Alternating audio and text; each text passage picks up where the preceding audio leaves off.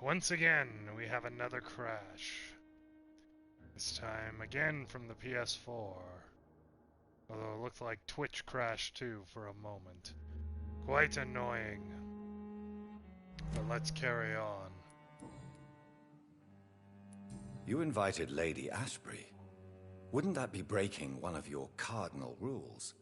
No women allowed. Not allowed as members, no. But considering the circumstances, I thought you'd like to have her here to witness your triumph. So it's a temporary admittance, then? Something of a bargain, considering the crisis we're currently facing. How would you like me to proceed? Don't worry. Aloysius has had many years to prepare himself. He has studied our kind for decades. So shall I just let him drink my blood? Yes. Aloysius will gratefully sup on your blood. His heart will slow, then stop. But he will rise again as one of us, an immortal. Is there any danger? Our blood alters a mortal body so deeply that some don't survive the metamorphosis. They die for good. But Mr. Dawson has been preparing himself for a long time. Goodbye, Lord Redgrave. Yes. What could go wrong? I personally went patrolling last night in the West End, and I spotted at least 2 foreign Ekons. This is an outrage. We shall chase these intruders down. Good evening, Dr. Reed. Have a drink and enjoy this night, for it could be our last.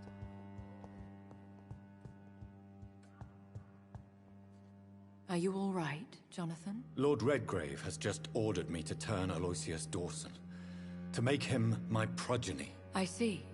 And how do you feel about this?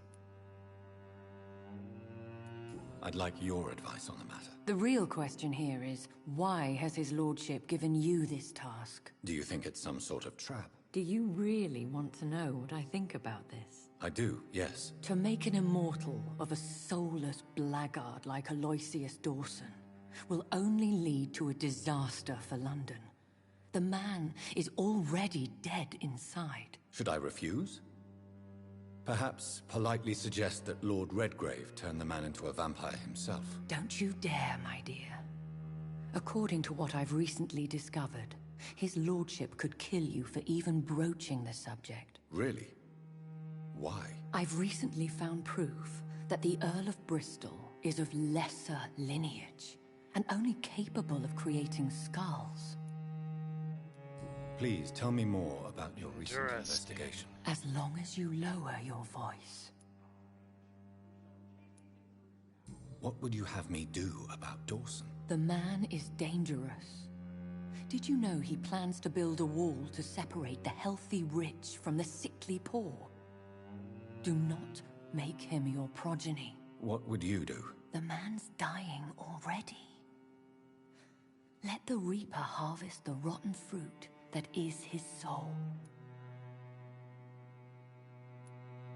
What would happen if I made Dawson an Ekon like myself? You would add a powerful immortal into a suffering world. An immortal who already craves authority. Maybe I could teach him control, like you taught me. Lead him down the right path. Mr. Dawson spent his life searching for a way to cheat death. I'm sure he has spent decades dreaming of how he'd spend eternity as a tyrant. Yes, building a wall to separate 2 different classes of people. I wonder, any sort of reflection upon our current lives? Any whatsoever? Are you sure your information about Redgrave is correct? He says he's the progeny of the great knight William Marshall, who lived some 9 centuries ago. That's a lie. Lord Redgrave is unable to create anything but skulls, if the poor souls survive at all. How can you be sure the information was correct? I made the acquaintance of a most interesting informer while investigating your maker, from whom I learned the truth about Lord Redgrave. Why so vindictive? You suddenly sound like you're angry. Forgive me, Jonathan. I hate myself for it, but I feel such pride in my discovery. I'm afraid I just can't help it. Which is? He did serve William Marshall. And yes, the blood he covets as a token does truly belong to that legendary knight. But he was never his progeny. His lineage is not so noble. Goodbye for now, Elizabeth. Goodbye, my dear. Please, be careful.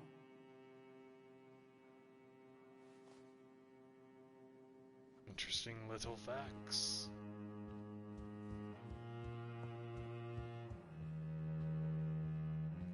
Always a pleasure to see you, sir.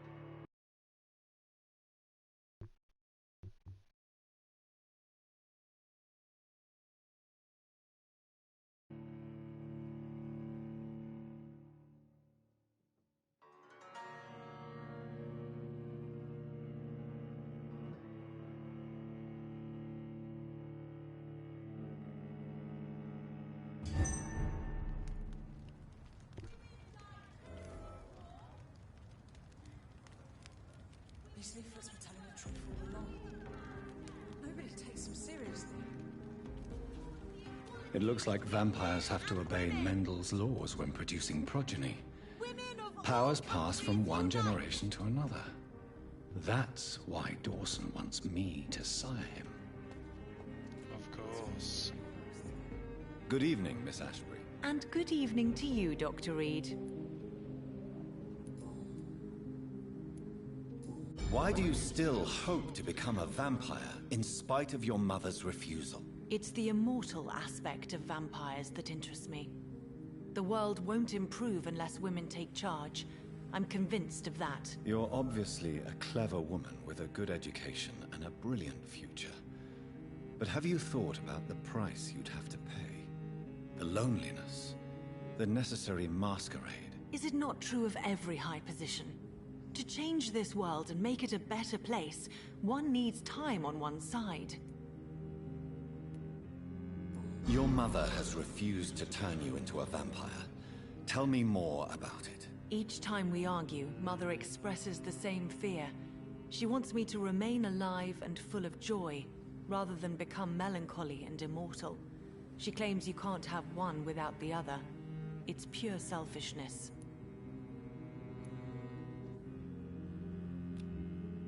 It's your mother's choice. As daughters and sons, we have to accept the decisions our parents make for us despite our own wishes. I love my mother, and have accepted everything from her. Even that she named me Charlotte, when it was not my original name. Does it bother you? No. Whoever I was when I was born, I am now Charlotte Ashbury. It hurts as much as it makes me proud to know that's the name my mother will read on my tombstone. Your mother has walked this earth for much longer than you or I. She is wise, and we should not ignore her advice when we disagree with it. But why shouldn't I be allowed to forge my own experience? There can't be only one righteous way to deal with eternity. Tell me, Charlotte, how do you plan to achieve eternal life, since you've obviously given it a lot of thought? I won't give up. You have no idea how determined I am, sir. I may contract a deadly disease. I may throw myself under a carriage, just to be saved by her sweet kiss. That's a disturbing answer, young lady. And the worst part of it is, I know you speak the truth. There are less dangerous ways, Doctor. Instead of throwing myself under a horse like Emily Davison, I could just throw myself into your arms. arms.